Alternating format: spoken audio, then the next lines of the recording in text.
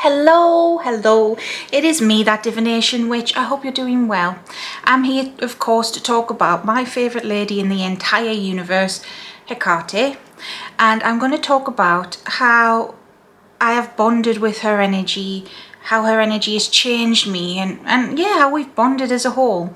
This question was asked of me in my YouTube comments, so I wanted to answer this as best as I could. So let's get into it.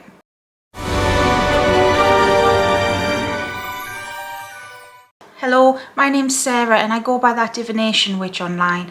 I started on TikTok just by posting readings, and then I've branched out onto YouTube because I want to share more of my journey, but also share information I have learned and experienced with yourselves. I want to do it in a down-to-earth, practical, grounded type way because I feel there's not enough of that online. And if you like that, please subscribe.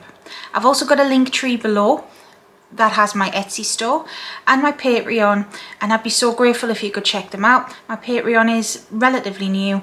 I offer readings on there and hints and tips to do with paganism and deity work, bonding with a deity.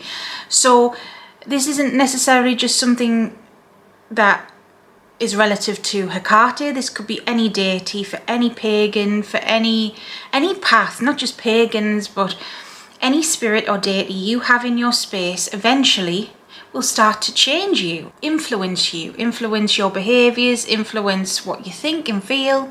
And this can be merely because of their energy, but it can also be because of the lessons they have taught you.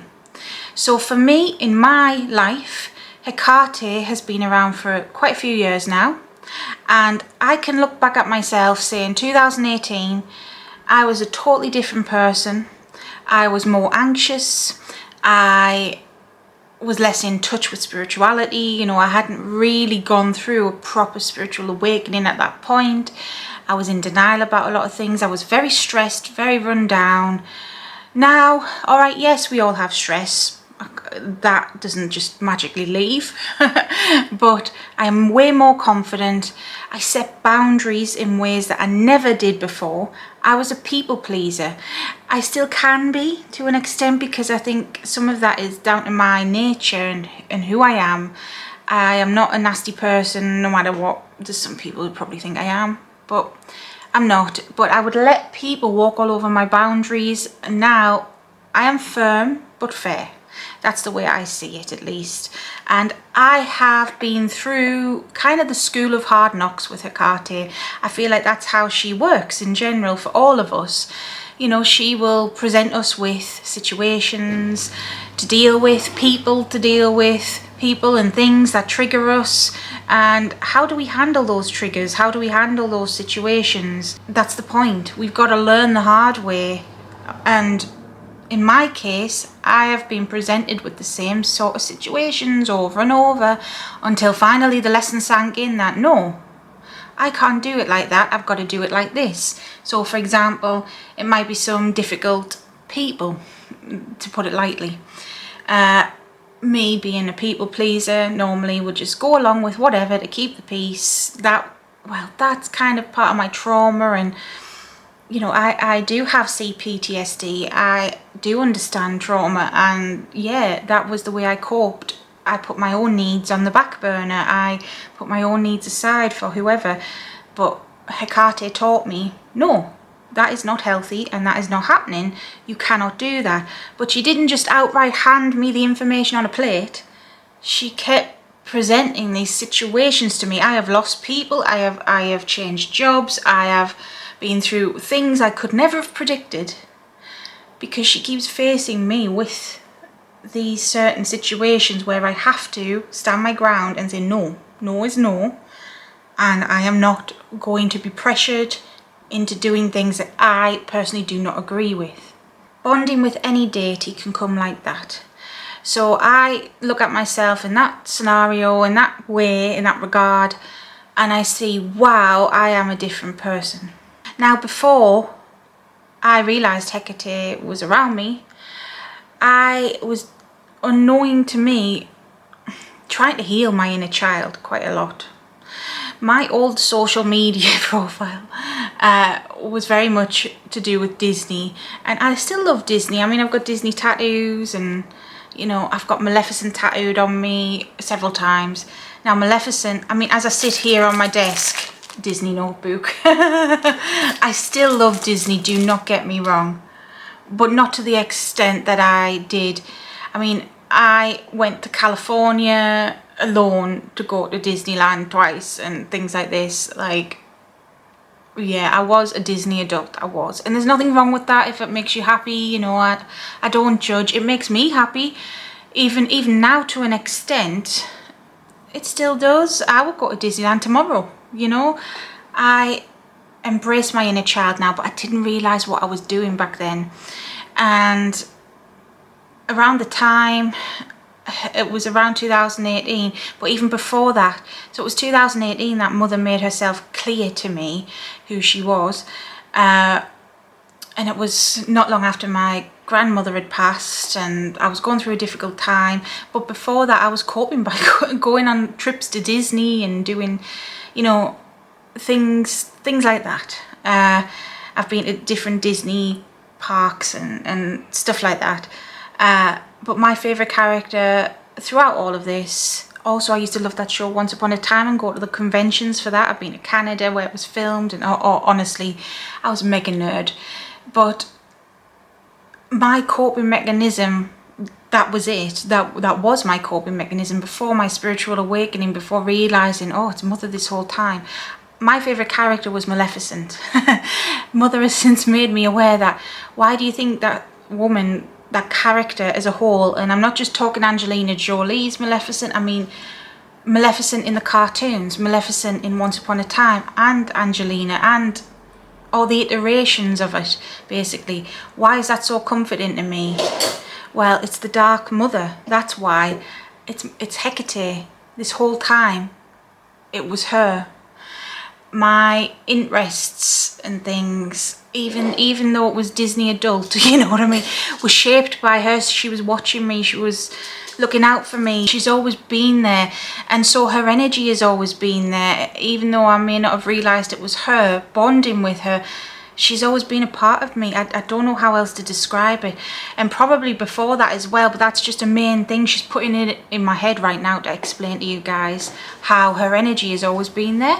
So for you, as a follower of Hecate, it could have been something similar since childhood. You know, that was since childhood for me. My fave was always Maleficent, and I used to like Ariel as well as a little kid. These archetypes are always with us, these deities are always with us, even as children, in our favourite things. This could happen for you with Mother, it could happen for any deity, it's not just limited to her, and that's a way of your energy bonding. I don't know when this person asked the question if they meant something like this, or if they meant, well, did you do a ritual or something? Because there are rituals out there, let's say, and there are things out there that people say bond you with a deity. On Etsy, there's a million spells on Etsy. I've done a video ages ago, because Etsy is